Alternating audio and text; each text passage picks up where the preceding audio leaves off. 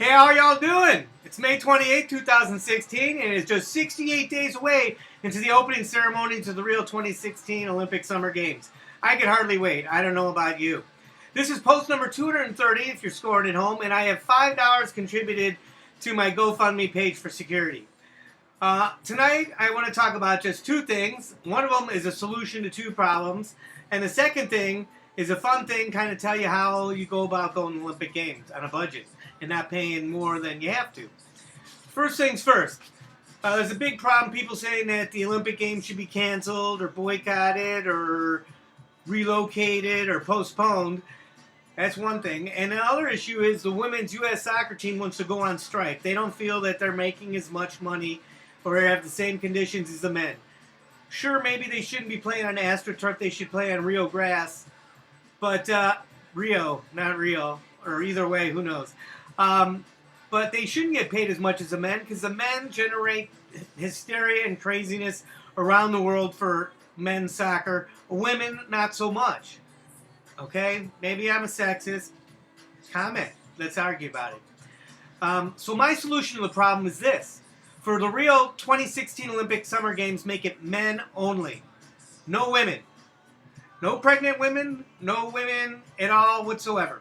When the Olympics first started, it was men only. It wasn't until 1900, the Paris Olympic Games, till women started competing. So let's do it. Men only, and then we'll see what happens in 4 years. All right, that was real controversial, but let's talk about fun stuff. How do you go about going to Olympic Games on a budget, and how do I do it? Well, the way we do it is you really have no control. 4 or 5 years out, actually maybe about 6 years, 7 years out, they start bidding and competing, and then they actually have a bid. We lost in Copenhagen to Rio, but 4 or 5 years out, you know where you're going to go, and you can start dreaming and thinking about it. But you really can't do much because you're going to be going to some other Olympic Games between now and then. Really about 2 to 3 years out, so you have to come up with a serious rock bottom plan, where you're going to stay, what you're going to do, and start studying the language. Either you get Rosetta Stone or you use the internet, YouTube, whatever, get books, talk to people, immerse yourself, study the language. About 1 to 2 years out, no more. You start looking around 2 years out, and no more than 1 year out, you should have your accommodation set up, whether you use Trivago, hostels, bed and breakfast, timeshares, whatever it may be, but have your accommodation squared away no less than a year away. About 1 year out, so you'll be buying your airfare, or if you want to take a ship, or if you want to take a train, or whatever you want to do, you start getting your travel arrangements squared away 1 year in advance. You may think about it a year or more in advance, but you can't buy the tickets until a year in advance. So 1 year in advance is where you start looking at your price point, what you've set, done your research, and then when you see your price point met, you buy right away. Don't worry about it. Don't second guess it. About 9 to 12 months out, you get your tickets through CoSport. CoSport, located in New Jersey, handles tickets for U.S. citizens, Swedish citizens, Canadian citizens, and probably 15 other countries, including Australia. You can't get tickets legally anywhere else. Sure, you may be able to get some on eBay or Craigslist or something else, but that's where I get my tickets, CoSport. About 6 to 9 months out, you want to make sure that your visa's in order and your passport's in order. Luckily for the visa arrangements for the Rio Games, they've been waived.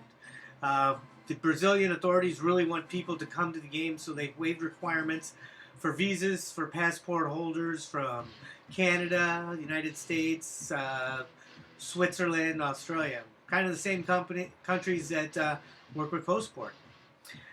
Let's see, about 3 to 6 months out, you make sure that your insurance is taken care of. Just a travel insurance costs you maybe $60 to $100. Make sure it has arrangements to expedite you out of the country if you're injured, and you pay a little extra for that, but you know, it's all what you feel comfortable with. Get a chance to see your doctor, get your shots, your immunizations, your vaccinations, checkups, whatever it may be. That's something that I have yet to do. About 0 to 3 months out, confirm everything. Confirm your hotels. My airfare's actually changed 2 or 3 times, just by a few minutes here or there. But be on top of that. Know what to expect. Start saving money. Maybe $20 or $50 a week.